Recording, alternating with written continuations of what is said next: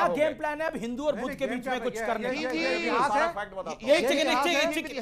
ये हिंदुस्तान की तारीख है, विक्रमादित्य के जमाने में। बड़ा स्मार्टली आपने मूव करा, आपने मुगल से घुमाया मामले को, पूरा बुद्ध तक आप बौद्ध तो बौद्धों तक ले गए, ठीक है? मैं मुगल तक जी जी जी, मैं मुगल तक आ रहा फिर हूं। मानिए ना, जब भी बटे हैं तब कटे हैं, मानिए इस बात को, जब जब बटे हैं तब तब कट गए हैं। फिर कौन बांट रहा था इस वक्त? कौन बांट रहा था? आपस में बट गए ना। अरे आपने अशोका का पोता बटा तो फिर कटा। अरे किससे बटा?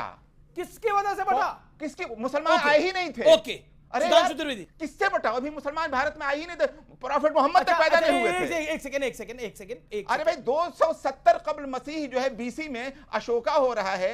और शिवाजी, जब शिवाजी और जयसिंह में बहुत अच्छी बात इन्होंने कही, यहीं से मैं बताता हूं। अच्छा, अब आगे आइए। इनके मुंह से क्या निकला? अब मैंने सोर्स क्यों पूछा था? पुष्यमित्र के बारे में जो बातें बोली जाती हैं, वो किताब का नाम है अशोकावदान, जो अशोक की ऑटोबायोग्राफी मानी जाती है। अशोक हुए 273 बीसी में और पुष्यमित्र हुआ 185 बीसी में, यानी अशोक के 90 साल बाद। जी, ये अशोक के 90 साल बाद होने में मेरी हजरत की बात मैंने की है, मेरी बात सुनो, मेरे पूरे भाई बात सुनो ना। अशोकावदान में उल्लेख है, अशोक की ऑटोबायोग्राफी में पुष्यमित्र चुंगा कैसे गया?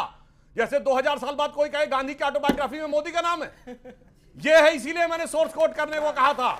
इसीलिए मैं कहता हूं ये लोग चुन चुन कर, और उसमें क्या क्या लिखा गया है, अगर ये माने तो उस अशोकावदान के अनुसार तो अशोक कलिंग युद्ध से पहले बौद्ध हो गया था। इसलिए हम डिटेल में नहीं जाते, छोड़िए। मगर मैं एक बात कहना चाहता हूं, अब सुनिए आराम से। इन्होंने बुद्ध की बात कही तो मैं कोट करना चाहता हूं।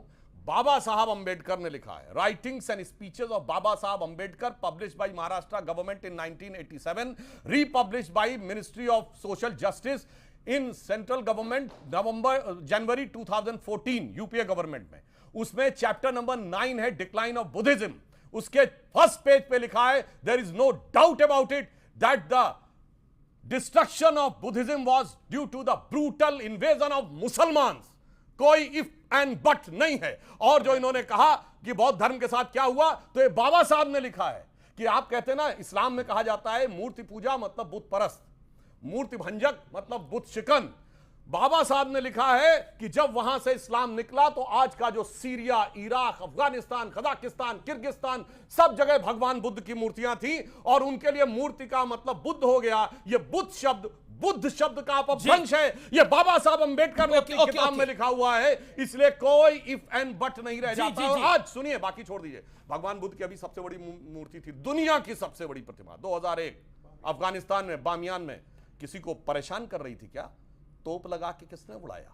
जालिमों ने, तालिबान ने या हिंदुओं ने? यही मैं कह रहा हूं इतिहास। और सुनो, गलत 2013 में बोध गया मंदिर में ब्लास्ट किसने करने की कोशिश की? कट्टरपंथी मुसलमानों ने या हिंदुओं ने? और अगर समय रहते डिफ्यूज ना होता तो मंदिर का एक हिस्सा डैमेज हो जाता। आज सबसे बड़ा बौद्ध देश है बर्मा, वहां पे कौन अटैक कर रहा है बौद्ध विहारों पे? रोहिंग्या मुसलमान या हिंदू? ये बताइए। श्रीलंका में बौद्ध विहारों पे कौन अटैक कर रहा है? इसलिए मैं कह रहा हूं भाई, इतिहास भी झूठा। अरे वर्तमान तो देख लो, उसके बाद जवाब देने की कोशिश करो। मगर क्या बताएं, ये लोग ऐसा फर्जीफिकेशन, देखिए लड़ाने की कैसी बढ़िया कोशिश करते हैं कि किस प्रकार से आपस में। ठीक है, ओके प्रोफेसर आरिफ, अब आपका वक्त है 1 मिनट। मैं टाइमर लगा रखा, 1 मिनट। 711 में भारत के अंदर मोहम्मद बिन कासिम सिंध और मुल्तान में 711 से लेकर 713 तक का हम हमला मानते हैं। उसके बाद हम बड़ा हमला मानते हैं हिंदुस्तान के अंदर मुसलमानों का। मैं मुसलमान शब्द यूज कर रहा हूं और मैं जालिम समझता हूं जो लूट कर लेकर गया। मैं महमूद गजनवी की बात कर रहा हूं 1000 में। और उसके बाद 1192 में औरंगजेब की मजार के साथ क्या होना चाहिए? नहीं, ये बोल रहे हैं, इनको बोलने दीजिए। बहुत अच्छी बात बोलिए साहब, बोलिए। 1192 से लेकर 1857 तक आप ये कह सकते हैं कि सल्तनत पीरियड और मुगल पीरियड मिला करके हिंदुस्तान में मुसलमानों की हुकूमत रही। मैं ये पूछ रहा था, जो ये कहानी बता रहे हैं 1192 से ऊपर, पहले अशोका से लेकर, जिनको इन्होंने 270 बीसी बताया, उस वक्त से लेकर 1192 तक जो मुसलमान नहीं हैं, वो कहां गए हिंदुस्तान से? बहुत अच्छा बोला इन्होंने। 711 मोहम्मद बिन इतिहास से प्रेजेंट आता है, 1025 350 साल लगे गुजरात तक पहुंचने को। 350 साल का संघर्ष कहां है भाई?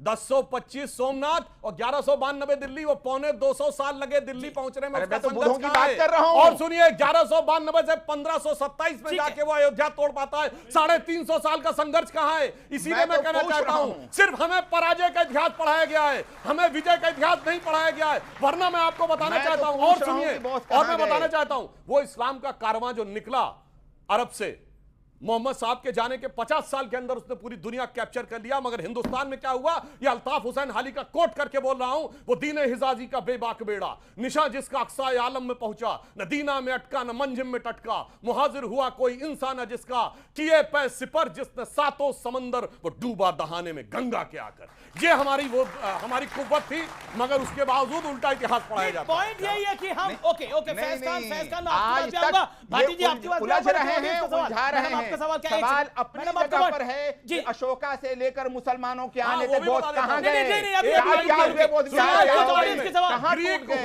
ग्रीक और आए हूणा, ग्रीक हूण शक यवन, टूटते थे भूमि पर, हारते थे हौसले पंचनद के तीर पर। अरे बहुत मार के भगा दिए गए सब।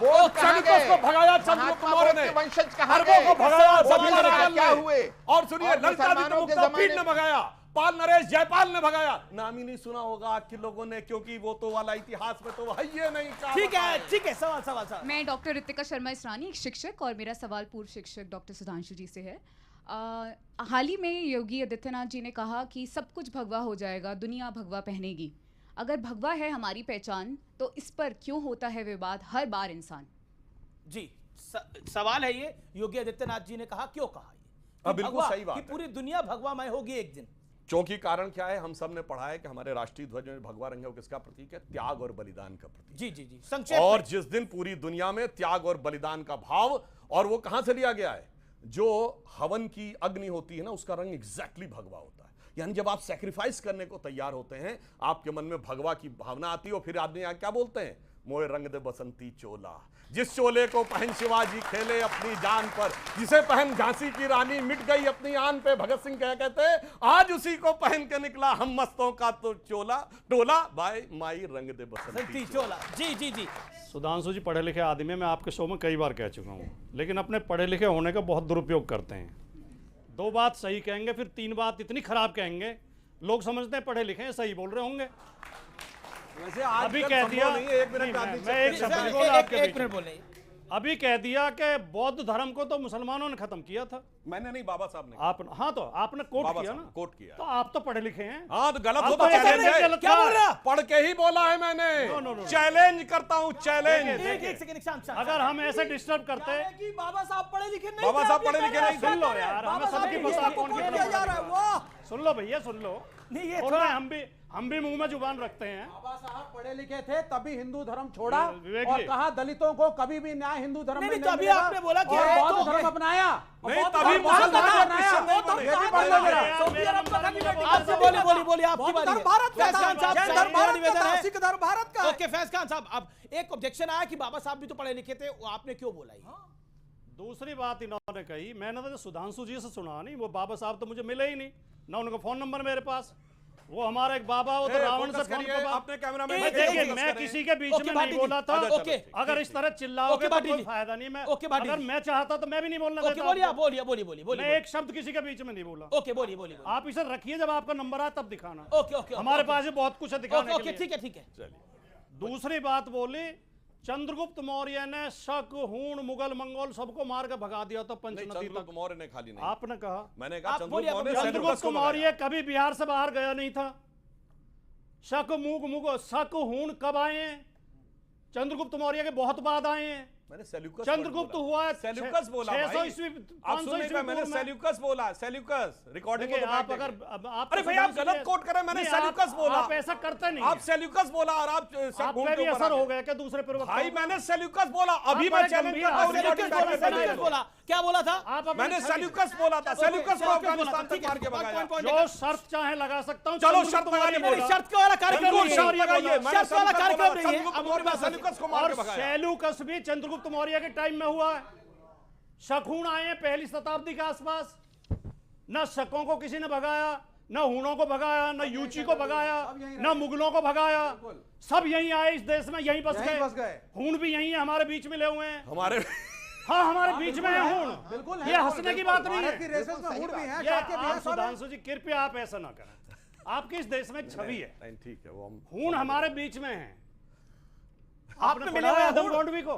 नहीं नहीं है। हम आदम में गोंडवी कोई इतिहासकार नहीं थे, आदम गोंडवी इतिहासकार नहीं थे। हम में कोई हूण कोई अच्छा इतिहासकार नहीं थे वो। चलिए आदम ये- गोंडवी को भी सुन हाँ, हम में कोई हूण कोई शक कोई मंगोल है। दफन है जो बात, अब उस बात को मत छेड़िए। हम किसी भी पार्टी को समर्थन करते हो, किसी को भी वोट देते हो, ये देश तरक्की तब करेगा जब हम शांति से रहेंगे, मेलजोल से रहेंगे। इस देश में हम ऐसी घटनाएं बहुत उठा सकते हैं। देश में संविधान लागू हुआ 1950 में। 1950 से पहले जितने भी शासक थे वो किसी कानून को नहीं मानते थे, वो सब शोषक थे, सब अत्याचारी थे, सब हिंसा करते थे, सब तलवार के बल पर राजा बने। किसी एक की एक दो घटना को उठा के आपस में नफरत फैलाना ये समझदारी का काम नहीं है।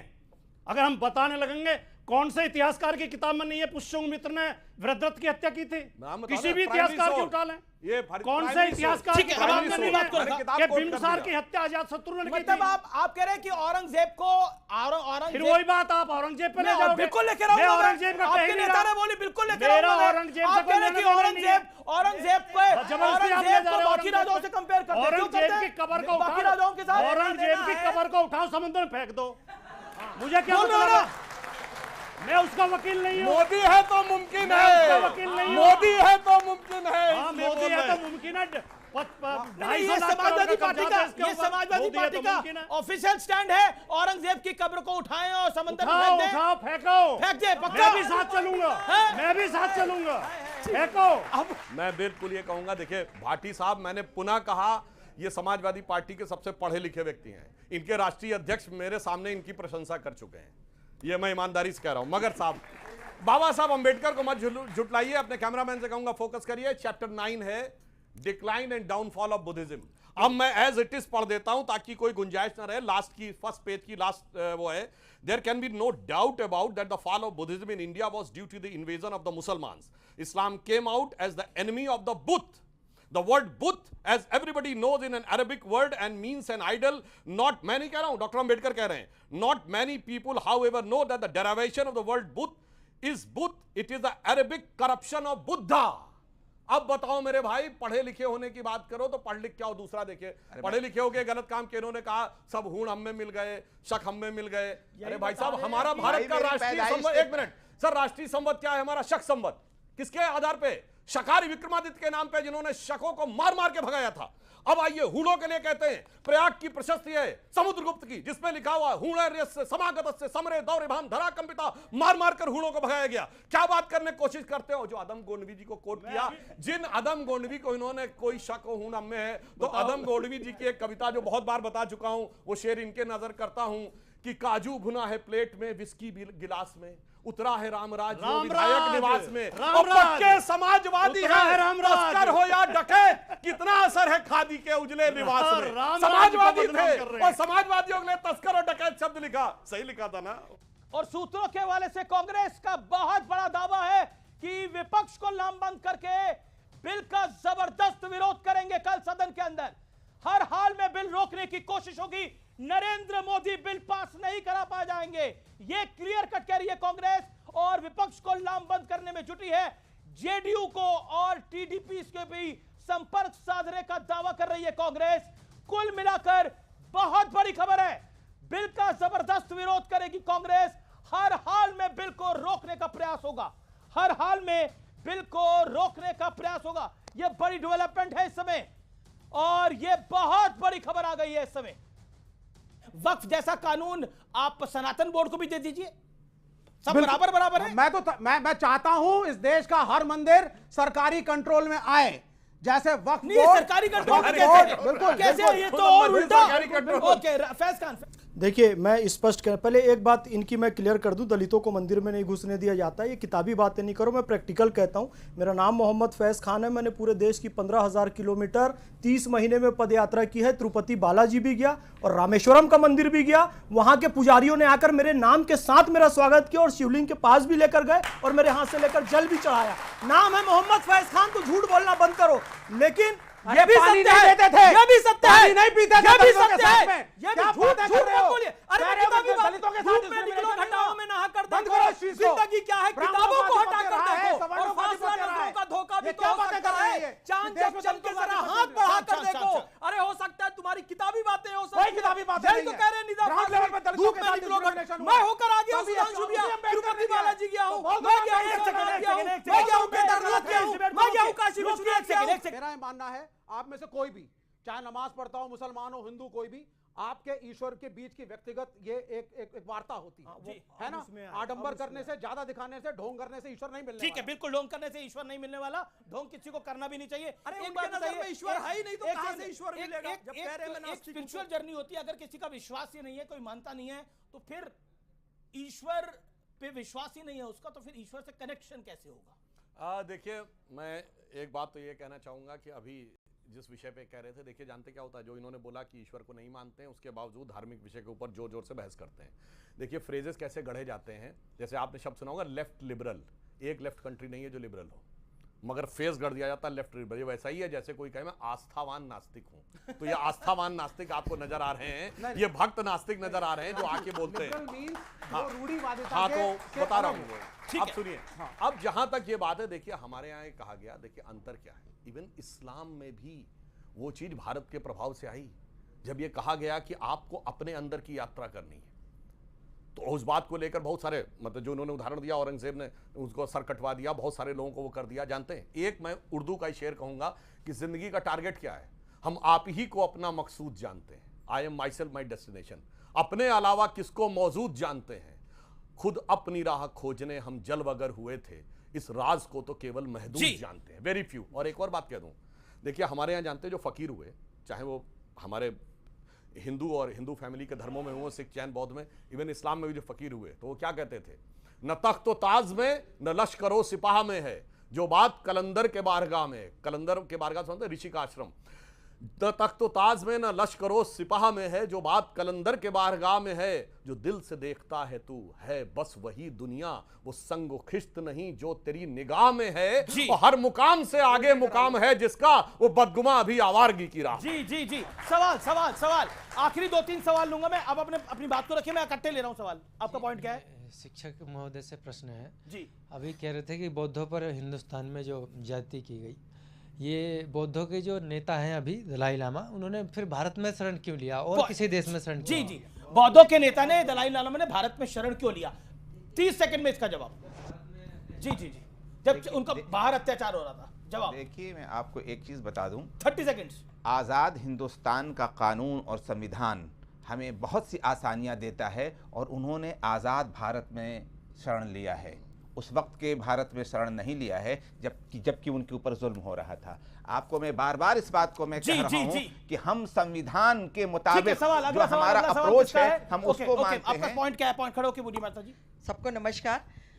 देखिए, सबसे पहले तो जहाँ पर आपने, श्रीवास्तव जी, आपने जहाँ पे बोला कि जो है सारे मंदिरों को जो है सरकार अपने कब्जे में कर ले, अगर सारे मंदिरों को ले रहे, आप भारत के अंदर जो है मस्जिदें भी हैं, चर्च भी हैं, उनको क्यों नहीं कब्जे में लेते हैं? जी जी जी, ये ओके ओके, आपका पॉइंट क्या है? मैं कहता हूं, जो भी कह ले देशवासी, आज जो है ना, पुराना नेहरू वाला इंडिया नहीं है, ये देश बदल चुका है, जो राम का नहीं हो किसी काम का नहीं। सिया राम मैं सब जग जानी, करहूं प्रणाम जोरी जुग पानी। चलिए, एक और बड़ी खबर आ रही है, एक और बड़ी खबर आ रही है, आइए नजर डाल लेते हैं इस बड़ी खबर के ऊपर। वो बड़ी खबर क्या है? वक्फ बिल पर बहुत बड़ी खबर, बीजेपी ने सांसदों को जारी कर दिया है व्हिप जारी किया है, लोकसभा सांसदों के लिए व्हिप है, कल लोकसभा में पेश होगा बिल। अब यह तय है, माना जा रहा है, यह तय है कि बिल पेश होने जा रहा है। यह बड़ी खबर है इस समय की। रुकेंगे एक ब्रेक के लिए, इस बड़ी खबर के बाद एक और बड़ी खबर आ रही है। आप देख रहे हैं वक्फ स्पेशल एडिशन।